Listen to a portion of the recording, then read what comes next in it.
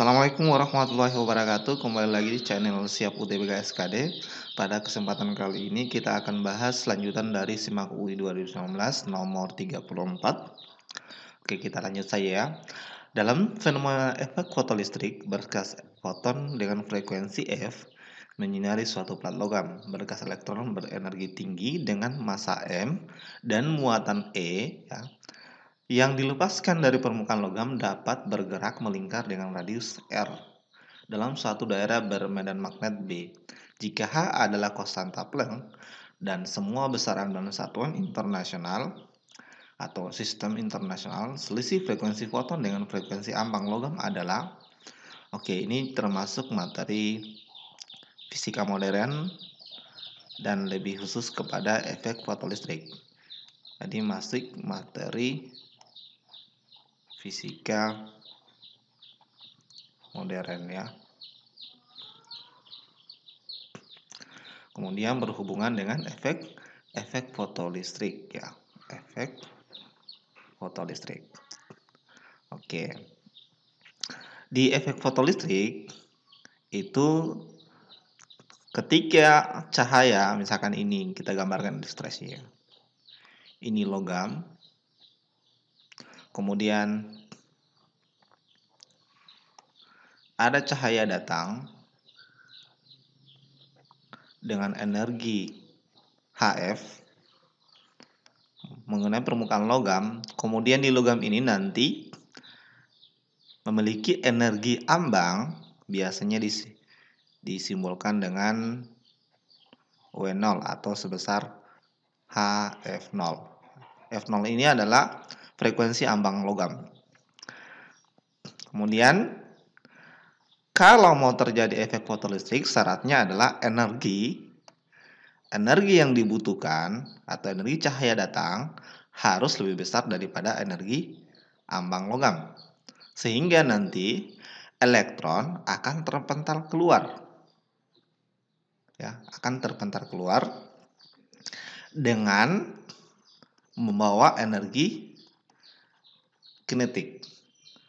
Nah, energi kinetik maksimum yang dia miliki ketika keluar dari permukaan logam itu sama dengan setengah mv kuadrat. Oke. Dari konsep ini ternyata bisa dituliskan dalam persamaan matematis bahwa energi cahaya datang dikurangi dengan energi ambang itu sama dengan energi kinetik maksimum elektron yang terlempar dari permukaan logam tersebut. Oke, jadi seperti itu. Ini kalau kita uraikan, nanti kita dapat bentuknya HF dikurang dengan HF0 sama dengan setengah mv kuadrat. Oke, berikutnya, karena yang diminta adalah selisih frekuensi foton atau frekuensi cahaya datang dengan frekuensi ambang logam. Berarti F dengan F0. Nah, itu bisa dikeluarkan nilai H-nya ya. Berarti H dalam kurung F dikurang dengan F0 sama dengan setengah dari mv kuadrat. Oke. Maka bisa dituliskan F frekuensi cahaya datang atau frekuensi foton kurang F0 sama dengan mv kuadrat dibagi dengan 2H. Oke. Tapi di sini belum ada. Nah, kita kembali di soalnya tadi. Karena di sini soal muatan elektron yang dilepaskan dari permukaan logam itu bergerak melingkar ya dengan jari-jari R ya. Jangan jari-jari R, nanti ini elektronnya akan bergerak melingkar seperti ini. Ini saya ilustrasikan saja ya. Setelah terlempar dari permukaan logam dengan jari-jari R ya. Ini di sekitar medan magnet B. Sehingga nanti di sini akan mengalami gaya magnet dan gaya sentripetal yang mana nilainya sama. Berarti kalau kita hubungkan F sama dengan mv kuadrat per R ya, ini gaya sentripetalnya sama dengan gaya magnetnya B, Q, V. Oke. Berarti ini bisa dicoret ya. Coret. Kemudian kita ganti ini jadi M V per R sama dengan muatannya kita ganti dengan muatan elektron. Berarti nilai V kita bisa peroleh sama dengan B E kali R dibagi dengan M. Oke. Ya, dibagi dengan M. Kemudian ini kalau saya kuadratkan ya, kuadratkan jadi B kuadrat E kuadrat R kuadrat dibagi dengan M kuadrat. Ini kita substitusi ke persamaan awal tadi yang kita dari efek fotolistiknya. Berarti kita bisa substitusi nilainya M per 2H kita kali dengan V kuadrat, kita peroleh B kuadrat E kuadrat kali R kuadrat dibagi dengan M kuadrat. Oke, berarti ini bisa kita coret ya. Kalau kita coret ini, coret pangkatnya, berarti bisa kita peroleh B kuadrat kali E kuadrat kali dengan R kuadrat dibagi dengan 2H. Sehingga ini masih ada M ya, 2HM. Berarti jawaban yang tepat adalah opsi E kuadrat yang ini ya. Jawaban yang tepat adalah B. Oke.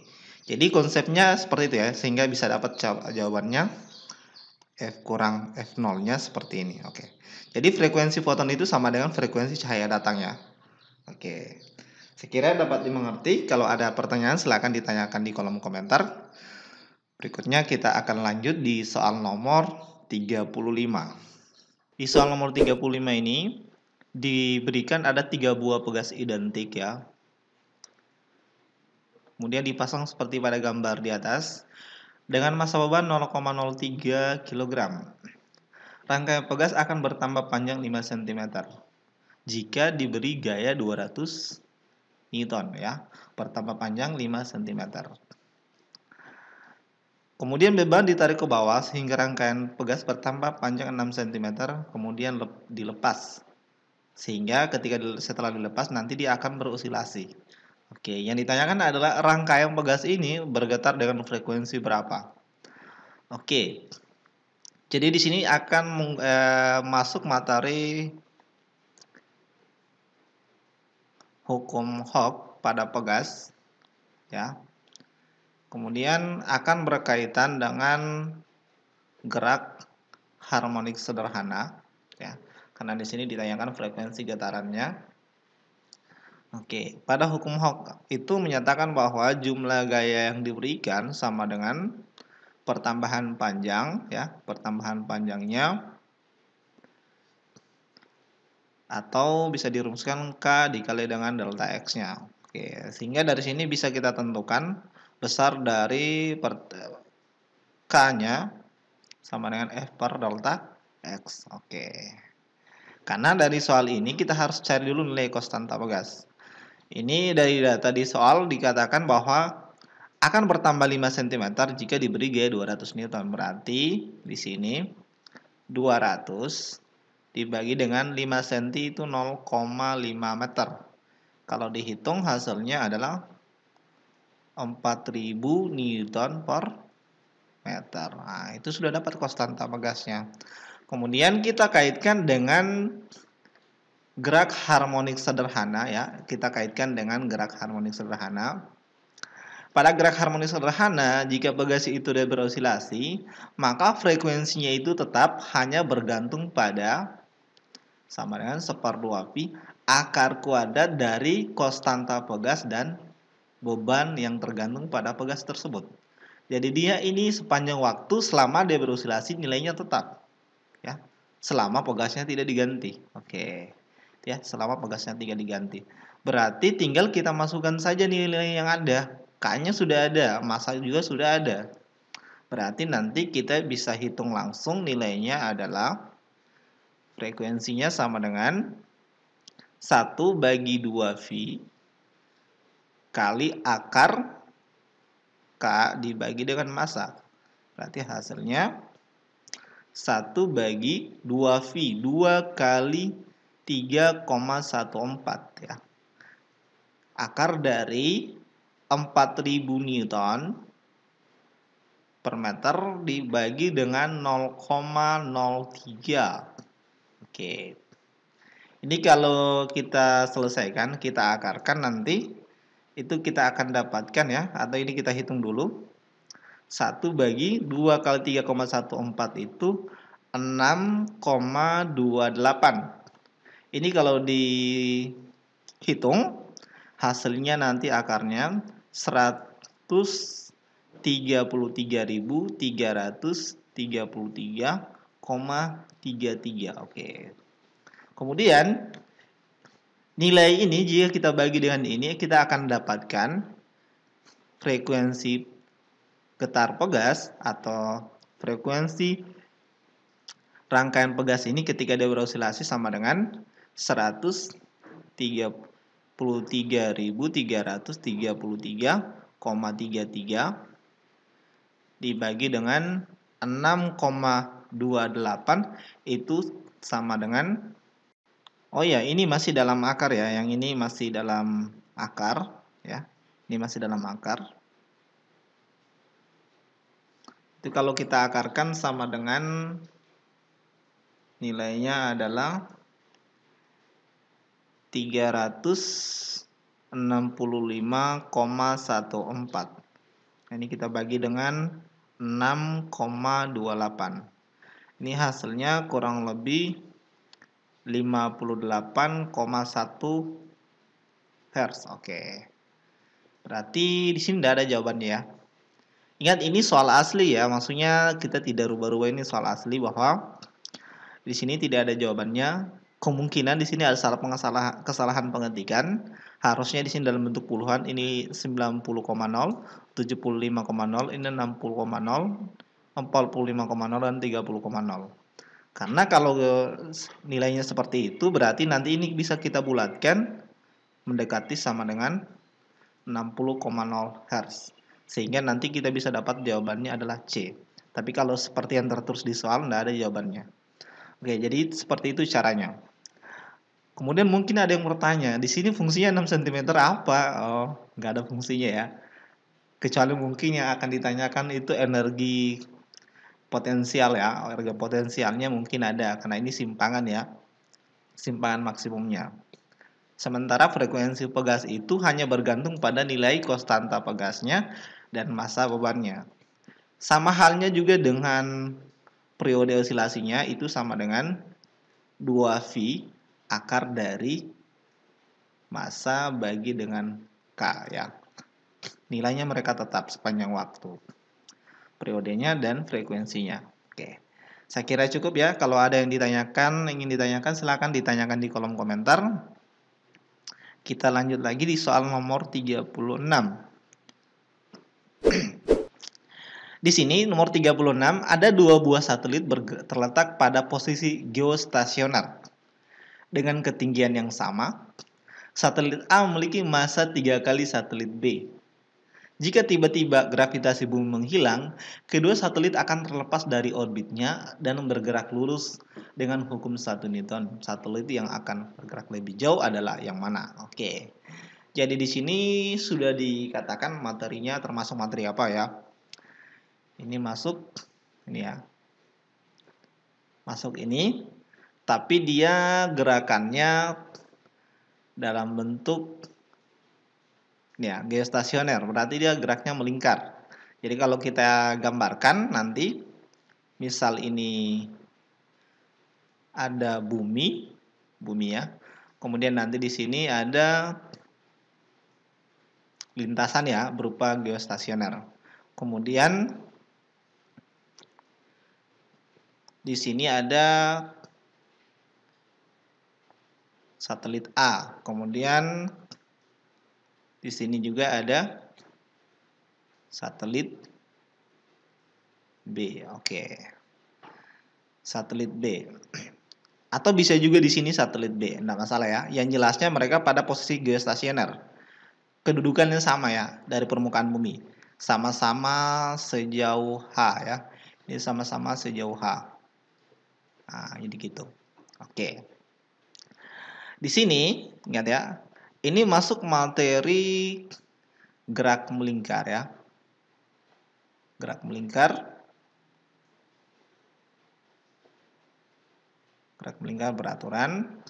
Dan di sini sudah dikatakan berlaku hukum 1 Newton ya, bergerak lurus. Ketika tiba-tiba gravitasinya menghilang. Nah, itu. Tapi sebelum itu, karena ini gerakan awalnya adalah gerak melingkar, berarti ini berlaku konsep gerak melingkar pada gerakan satelit atau benda langit. Di mana kecepatan gerak satelit itu sendiri hanya bergantung pada V sama dengan akar kuadrat dari konstanta gravitasi dikali massa planet dibagi dengan jari-jari bumi ditambah dengan ketinggiannya dari permukaan bumi. Oke. Di mana M adalah massa bumi, R jari-jari bumi, H adalah ketinggian satelit dari permukaan bumi, dan G tetapan gravitasi bumi. Bukan tetapan gravitasi ya, tapi tetapan gravitasi umum ini. Ini tetapan gravitasi umum ya. Umum Newton. Berikutnya, kita lihat pernyataan berikutnya. Jika tiba-tiba gravitasinya menghilang, kedudukan satelit akan terlepas dari orbitnya dan bergerak lurus dengan hukum 1 Newton. Satelit yang bergerak lebih jauh adalah yang mana? Oke. Yang bergerak lebih jauh, jawabannya tidak ada. Mereka posisinya sama, ya. Karena dari ketinggian yang sama dan dia bergerak lurus dengan hukum 1 Newton. Otomatis kelajuannya juga sama. Setelah gravitasi itu menghilang. Tidak ada hubungannya dengan massa satelit bumi ya, tidak ada. Ini tidak ada hubungannya. Itu tidak ada hubungannya karena di sini kecepatan gerakannya itu hanya bergantung ini.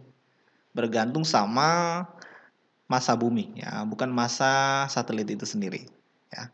Atau lebih jelasnya bisa dijelaskan seperti ini. Besar kecepatan satelit tidak dipengaruhi oleh massa satelit itu sendiri. Pada soal itu memang massa satelit A berbeda dengan massa satelit B, tetapi ketinggiannya sama ya. Maka kecepatan satelit A sama dengan kecepatan satelit B. Nah, nilainya sama. Sehingga ketika kedua satelit terlepas dari orbitnya dan bergerak lurus beraturan, pada waktu yang sama, jarak dan kedudukannya satelit itu selalu sama. Kenapa? Kecepatannya konstan kalau misalkan dia ini ya, bergerak lurus beraturan. Ini GLB ya. Pada GLB itu kecepatannya tetap, sehingga nanti jarak dan kedudukan satelit itu akan selalu sama. Oke. Jawaban yang paling tepat adalah C. Oke, kita lanjut ya. Kalau ada pertanyaan silakan ditanyakan di kolom komentar. Kita akan lanjut lagi di soal nomor 37. Oke, di soal nomor 37 ada sebuah benda berbentuk silinder bermassa M memiliki massa jenis ρ lebih kecil daripada massa jenis air. Benda dimasukkan ke dalam silinder berisi air. Tidak ada air yang tumpah dari silinder tersebut. Jika luas alas benda adalah A dan massa jenis air adalah ρ. Tinggi bagian benda yang terendam air atau yang tercelup adalah. Oke, ini masuk materi, judul besarnya materi fluida statis ya. Materi fluida statis. Tapi lebih spesifik di hukum Archimedes ya. Dia lebih spesifik di hukum Archimedes. Oke. Hukum Archimedes menyatakan bahwa besarnya gaya apung yang dialami oleh sebuah benda atau gaya angkat ke atas itu sama dengan massa jenis fluida dikali volume benda yang tercelup. Oke. Kita lihat soalnya di sini. Saat benda itu dicelupkan ke dalam air, nah di sini ada keterangan bahwa massa jenis lebih kecil daripada massa jenis benda. Massa jenis benda maksudnya lebih kecil daripada massa jenis zat cairnya. Otomatis kalau kita gambarkan ilustrasinya begini. Misalkan ini tempat air ya, kemudian di sini ada silinder yang dimasukkan. Jadi ini volume yang tercelup. Nah, jadi di sini ada gaya angkat ke atas ya. Ada gaya angkat ke atas, kemudian ada berat benda. Oke. Berarti kalau kita gunakan ini dalam posisi keadaan seimbang, kita bisa gunakan konsep sigma Fy itu sama dengan 0 atau nanti Fa kurang W sama dengan 0 atau kita bisa tuliskan Fa sama dengan berat benda. Nah, Fa itu sendiri kita ganti jadi massa jenisnya benda, massa jenis fluida itu ρ0 ini ya, dikali dengan G, volume benda yang tercelup, kali berat benda itu massa kali gravitasi. Oke. Berarti ini bisa kita coret kan? Oke, dicoret. Sekarang kita tinggal ganti massa jenis fluida. Volume benda yang tercelup itu sama dengan luas alas kali tingginya. Berarti luas alas dikali tinggi yang tercelup. Sama dengan massa. Berarti hanya sama dengan massa dibagi dengan massa jenis fluida dikali dengan luas alasnya. Berarti jawaban yang paling tepat adalah E. Oke. Jadi itu jawabannya ya, mudah-mudahan dapat dimengerti. Kita lanjut lagi di soal nomor 38. Oke, di soal nomor 38 ada ada gambar A menunjukkan gasing yang memiliki jari-jari 70 cm dan inersia I 10 kg meter kuadrat serta berputar dengan kecepatan sudut omega 10 radian per sekon. Gambar B menunjukkan gasing yang berputar tersebut tertimpa dua bola pejal bermassa masing-masing 5 kg yang jari-jarinya 20 cm menempel pada gasing tersebut dan ikut berputar. Kecepatan gasing sekarang adalah, oke, ini masuk materi momentum sudut ya. Nah, pada gerak rotasi intinya. Sudah pasti dia masuk pada cakupan materi gerak rotasi atau dinamika rotasi ya. Bukan kinematika rotasi. Oke. Dia masuk materi kinematika rotasi atau gerak rotasi dan lebih spesifik menggunakan konsep hukum kekekalan. Jadi menggunakan hukum kekekalan momentum sudut. Oke. Menggunakan hukum kekekalan momentum sudut. Hukum kekekalan momentum sudut menyatakan bahwa jumlah momentum awal sama dengan jumlah momentum akhir. Awalnya sama dengan I kali omega. Akhirnya sama dengan I tambah. Ya, karena sudah ada bola pejalnya. Ada 2 berarti 2 kali inersia bola pejal. Dikali dengan omega aksen yang kita cari. Berarti terlebih dahulu kita akan cari berapa inersia bola pejal. Inersia bola pejal kita bisa mencarinya menggunakan rumus I bola pejal sama dengan IPM inersia pusat massanya ditambah dengan mx kuadrat. Oke. Inersia pusat massanya nilainya itu 2/5 mr kuadrat ditambah massanya x ini jaraknya bola pejal dari sumbu rotasi. Nah, kita misalkan saja D. Oke, baru kita masukkan data-data yang diketahui. Ini 2/5 dikali dengan massanya 5. Jari-jarinya adalah 0,2 dikuadratkan ditambah dengan 0,5 kuadrat. Ini kita coret, kita dapatkan hasilnya 2 kali 0,04 tambah 5 kali 0,2 ini hasil 5 kali 0,25. Hasilnya adalah 0,08 tambah 1,25 atau sama dengan 1,33 kg meter kuadrat. Oke, setelah kita sudah dapatkan ini, kita masukkan ke persamaan awal yang di atas. Maka nanti kita akan peroleh nilainya sama dengan I kali omega sama dengan I tambah 2 kali omeganya bola pejal dikali dengan omega aksen ya. Berarti kita hasilkan berapa nilainya? Kita dapatkan ini I-nya adalah 10 awalnya. Omeganya kecepatan sudutnya awalnya 10 juga. Kita masukkan di sini 10 ditambah dengan 2 kali 1,33 kali omega aksen. Oke. Berarti kita dapatkan 100 sama dengan 2 kali 1,33 itu sama dengan 2,66 ditambah 10 hasilnya 12,66 kali omega aksen. Maka omega aksennya sama dengan 100 bagi 12,66 kurang lebih dapatnya 7,9 radian per sekon. Oke. Sehingga jawaban yang paling tepat untuk soal ini B. Oke. Jawabannya B ya. Oke, mudah-mudahan dapat dimengerti. Kalau ada pertanyaan silahkan ditanyakan di kolom komentar. Kita lanjut lagi di soal nomor 39.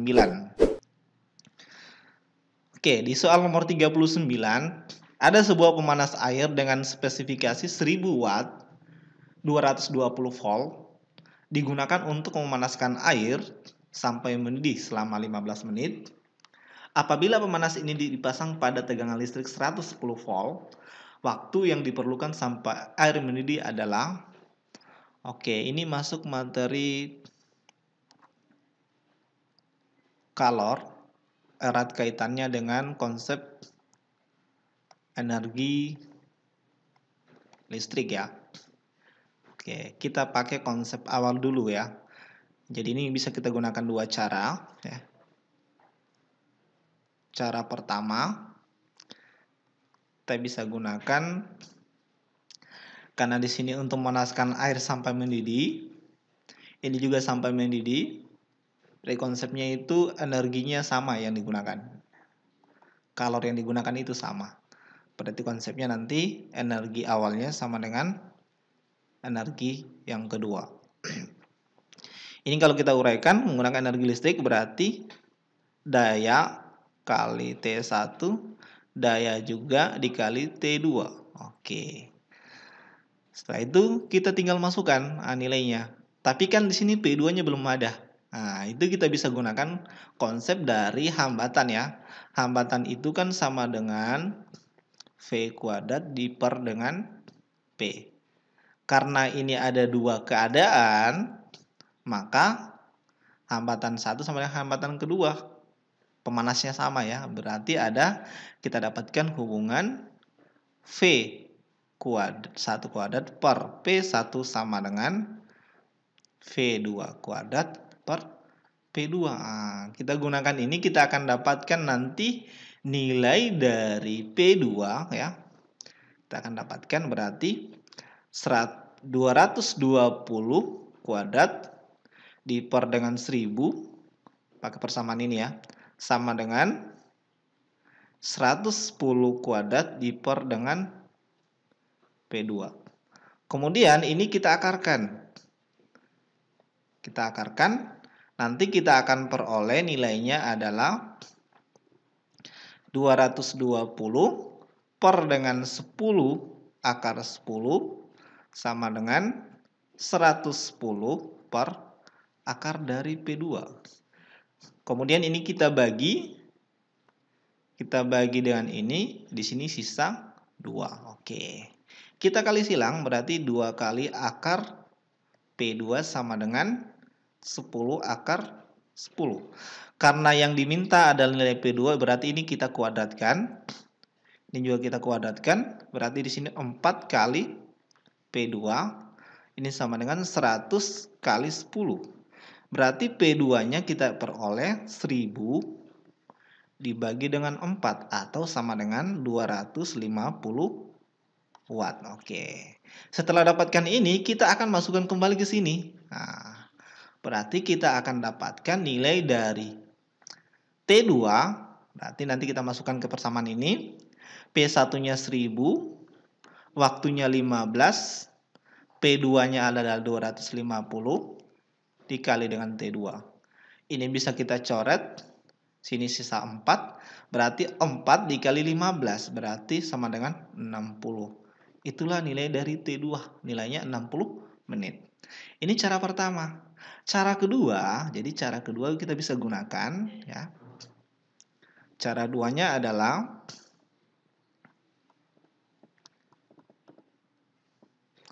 kita bisa langsung tuliskan langsung gini. T2 sama dengan perbandingan dari tegangannya, kemudian kita kuadratkan, kita kali dengan T1. Maka kita akan peroleh nilainya adalah 220 per 110 kuadrat kali 15. Hasilnya adalah 2 kuadrat kali 15. Atau sama dengan 4 kali 15.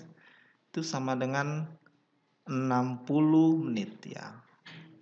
Jawabannya 60 menit. Jadi jawabannya adalah delta. Oke. Jadi konsepnya seperti itu. Kita bisa langsung seperti itu. Oke, kalau ada pertanyaan silakan ditanyakan di kolom komentar ya. Kita akan lanjut lagi di soal nomor 40.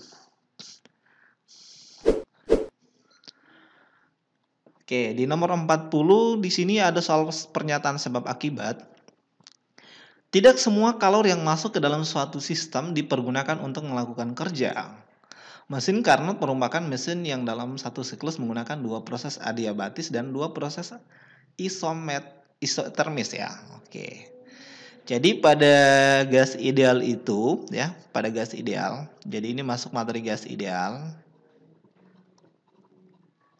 Pada gas ideal tidak semua kalor yang masuk ke dalam satu sistem akan digunakan untuk melakukan kerja ya. Tidak semua, karena kalau kita ibaratkan ini sistem ya. Nanti di sini ada kalor yang masuk Q1, kemudian nanti ada kalor juga yang dibuang. Sehingga usaha pada sistem gas ideal itu sendiri sama dengan kalor yang masuk dikurang dengan kalor yang keluar. Nah, maka pernyataan ini benar. Berikutnya, kalau kita bahas lebih spesifik pada kasus mesin Carnot, untuk siklusnya kita akan bagusnya pakai grafik ya. Pakai grafik PV. Jadi grafik PV itu seperti ini.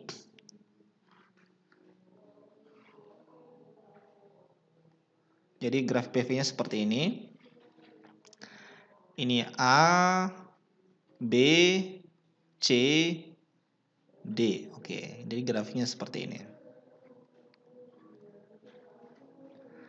Nanti di sini ada pada proses ini biasanya di sini ada kalor yang masuk ya. Ini Q1, kemudian ada kalor yang dibuang.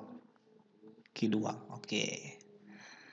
Berarti nanti di sini ada proses AB.